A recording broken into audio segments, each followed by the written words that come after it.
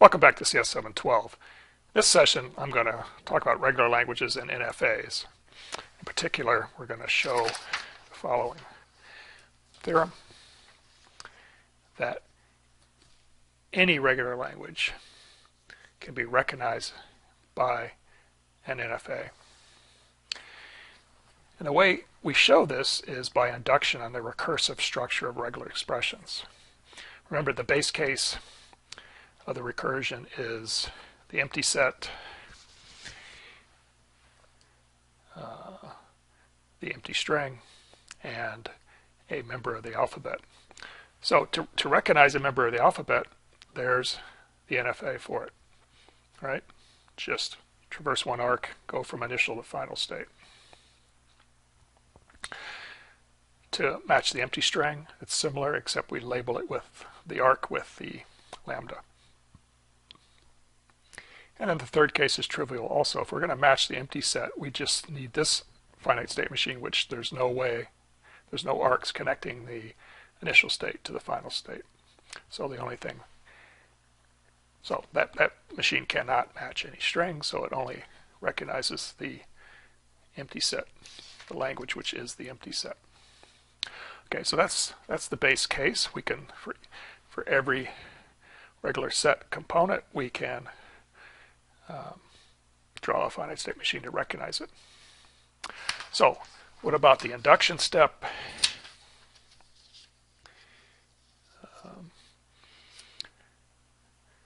The induction step is, okay, we have recognizers, we have NFAs to recognize two regular sets, right?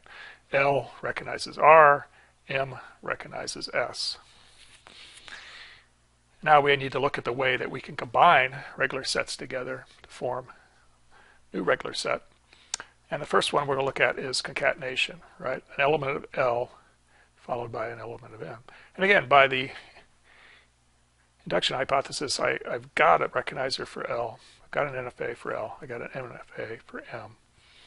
Again, by the technical results from the last session, we know that we can assume these have a single initial state and a single final state, and that they are separate states actually.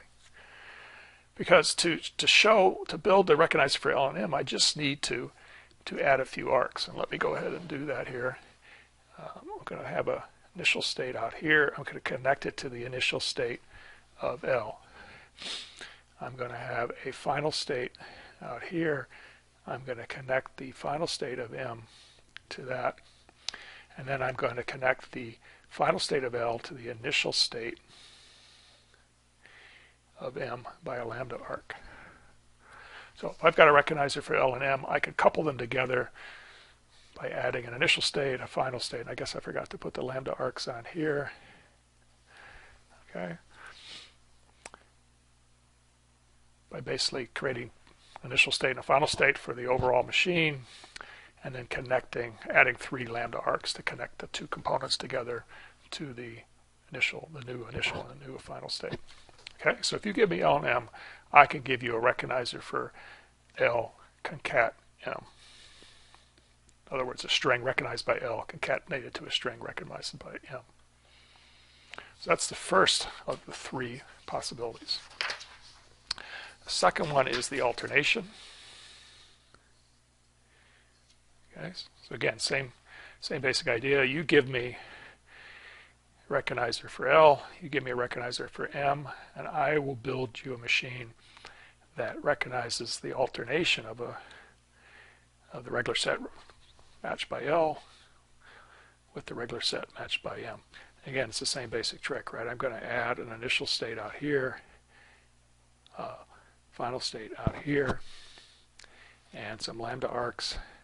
In this case, obviously the non-determinism gets handy, very handy, as I can go either way.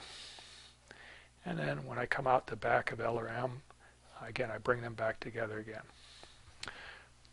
Okay, so I use the lambda arcs to model the ability to go either way.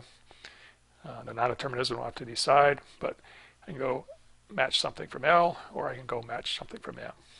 And that's obviously the alternation. Okay. The third one is clean E star. Okay, so you give me a recognizer for L. You give me a recognizer for L.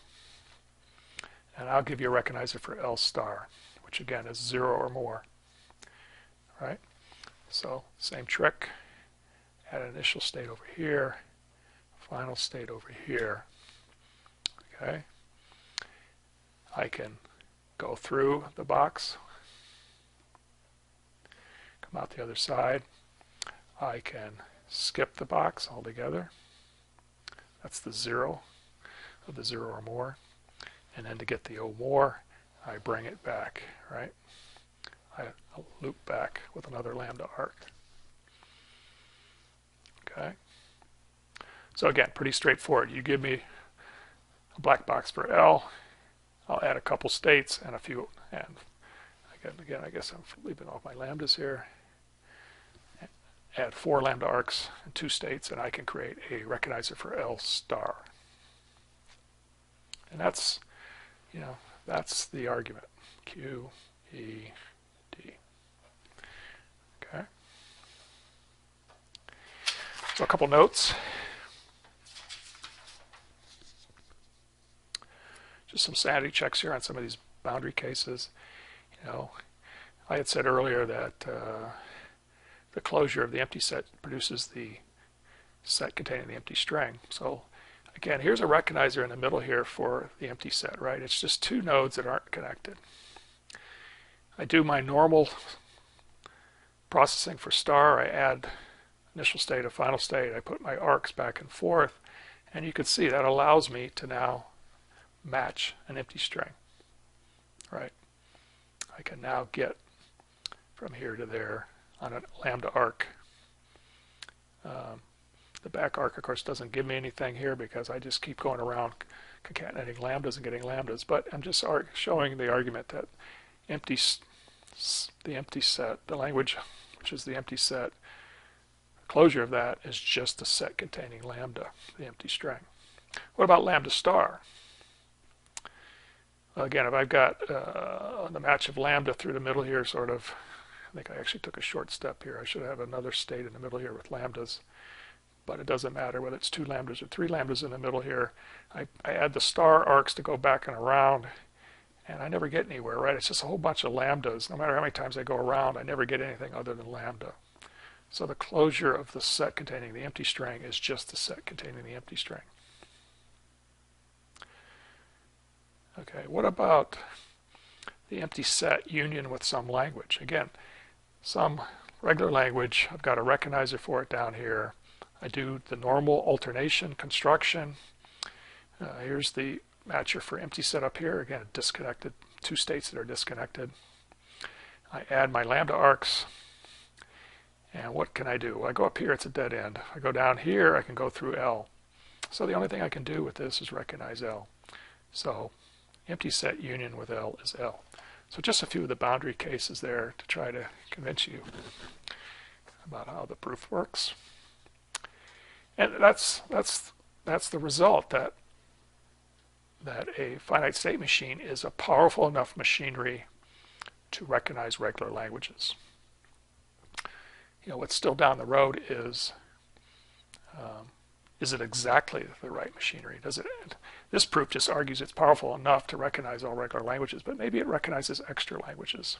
So what we'll look at in the future is that question. Is it an exact match? Is it exactly the set of languages recognized by finite state machines is exactly the regular languages? And then there's a second question that we'll eventually get to, which is the non-determinism really important? Non-determinism is certainly a convenience here, but in this constructive proof, but is it really necessary? So that's another question we'll look at in the future. But let's stop here.